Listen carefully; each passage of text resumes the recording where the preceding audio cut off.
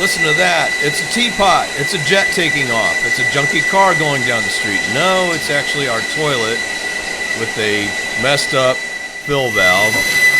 And let's get up close here and I can show you that the fill valve is messed up. Let me cover up one of the air holes here, and that's the problem. That's making that whistling sound. So what we're going to do is replace the fill valve. First, we're going to turn off the intake valve and stop the water coming into the toilet. Then we're going to flush the toilet and draw down as much water out of the tank as we possibly can. Then we're going to loosen the nut that connects the intake line to the actual tank. Now before you do this, put a pot or a large bowl underneath where this line connects to the tank because you're going to get some moisture coming out.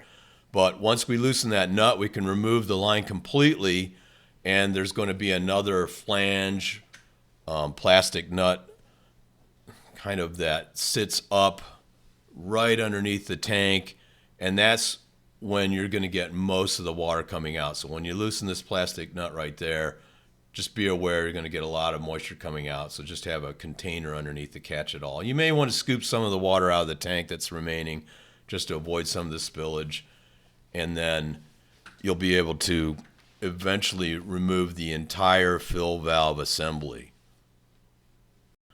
So you'll remove that plastic flange nut completely, make sure all the water drains out of the tank, and then all you need to do then is lift the old fill valve out of the tank and get yourself a new fill valve. Now, I picked up one of these. They're under $10. You'll see like premium fill valves, for lack of a better description, for like 20, 25 bucks. I don't know. Get that if you feel like you need it, but honestly, these less expensive ones are just fine. And that red flange there will create a seal in the tank, and we're just going to put the new fill valve in place like so, and then take the plastic nut flange and just tighten it up.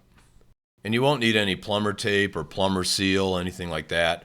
This assembly will create a nice seal by itself. Now this plastic tubing that leads from the float to the flapper pipe or flapper assembly, the kit that I purchased came with a clip to clip this tubing onto that pipe you see there, but I didn't need the clip. It just slides right into the assembly like so. But there is a clip that comes with the kit that I have, so that's easy enough to just clip this tube in place onto that flapper pipe. There's a shot of the clip right there. Again, didn't need it, but it's there if you need it. It just slides onto the side of the flapper pipe like so. Anyway, once you get the fill valve in place, now you can tighten everything up, tighten up the inlet line, and test everything. And hey, the teapot sound is gone, thankfully. It's working as it should. That's actually one of the easier plumbing repairs you can find. And it only took a few minutes. And voila, we're done. So, hope this video helped you. And if it did, please subscribe to my channel. I've got plenty of other DIY videos, including a toilet inlet valve short, which I'll put at the end of this video. Thanks for watching.